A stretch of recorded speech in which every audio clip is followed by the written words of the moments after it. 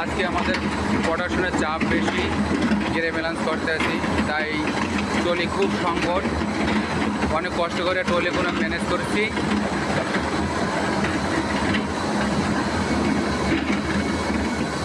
লোক আমাদের অনেক শর্ট, হেল্পার, তাই এখন নিজেই কাজ করে দিতে আছি, অপারেটরের সাথে সহযোগিতা করতে আছি। আসলে ফ্যাক্টরিতে কাজ কাম কম থাকলে লোক নিয়োগ হয় না, আর আমাদের ফ্যাক্টরিতে এখন কাজ কাম একটু কম আছে, এই জন্য হেল্পারও নিয়োগ নাই। এখন অপারেটরের সাথে একটু কাজ করে হেল্প করতে আছি। অনেক দূর থেকে ট্রলিগুলো সংগ্রহ করলাম। আজকে আমাদের গেরে ব্যালেন্স করছে 40 মিনিটের প্রসেস।